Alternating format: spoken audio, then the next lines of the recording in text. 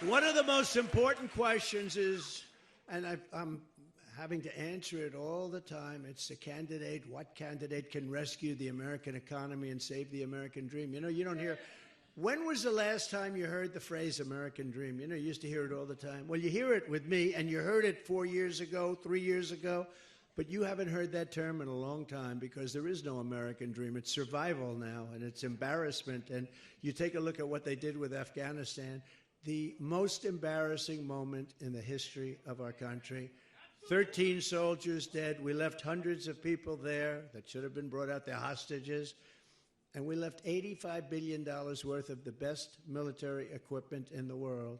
And they're now one of the largest sellers of military equipment. They don't need 700,000. Think of it, 700,000 rifles and guns, 700,000. They sell them.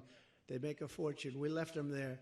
70,000 vehicles, many of them armor-plated, costing millions of dollars, millions and millions of dollars.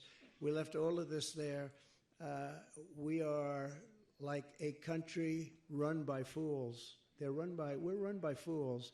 And we're going to take it back, and we're going to take it back quickly and methodically. We're going to win that election. We're going to go back into the White House, and we're going to drill, baby, drill, and we're going to strengthen up our border like we used to have it. Remember, we had the safest border in history 3 years ago, and now we have the worst border probably in the history of the world. There's never been a border for any country, third world, banana republic.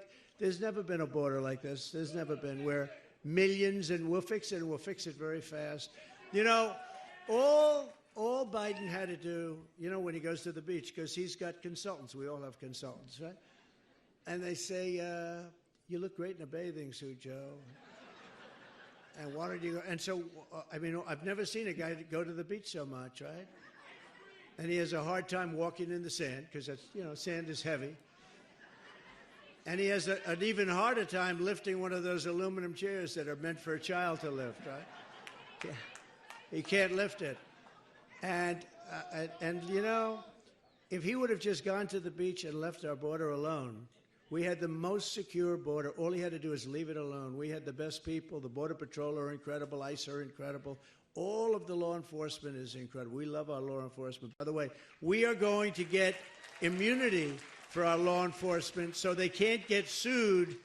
You know, in many places, I don't think here, but in many places, law enforcement gets sued and they say, go out, get your own lawyer. We're not going to represent you. Can you believe it?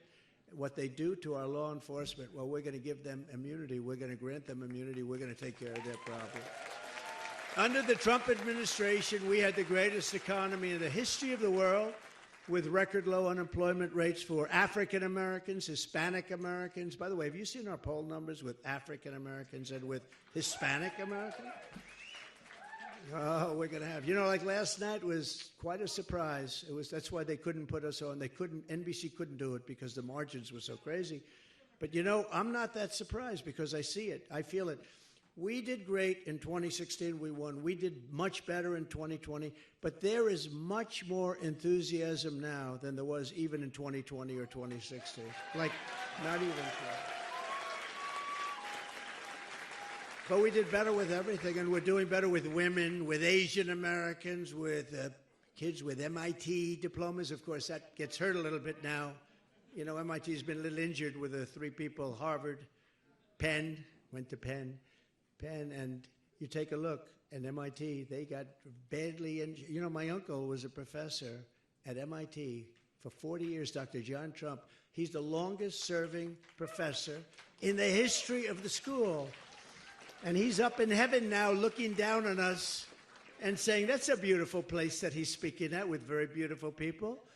But, you know, he would be very embarrassed if he saw what was going on with MIT and all of the places. But whether you had a diploma from MIT or any of the great schools, or whether you didn't have a high school diploma, we had the best numbers in every single category that we've ever had. And we're going to bring it back there, and we're going to bring it back fast. It's going to happen very quickly.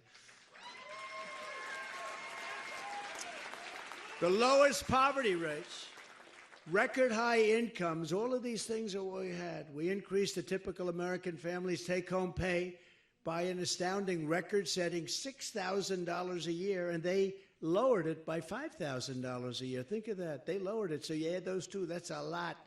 That's a lot. I passed the largest tax cuts and regulation reforms in history. We did the largest regulation cuts in history. We did the biggest tax cuts by far in history.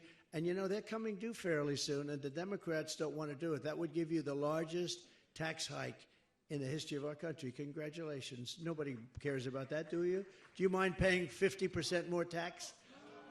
Because get used to it. If they win, and I don't think they will, I don't see how they can. How can you win when you have open borders, when you have high interest rates, when you can't get a house anymore, you can't buy a house, your education stinks, everything's woke, that's all they talk about.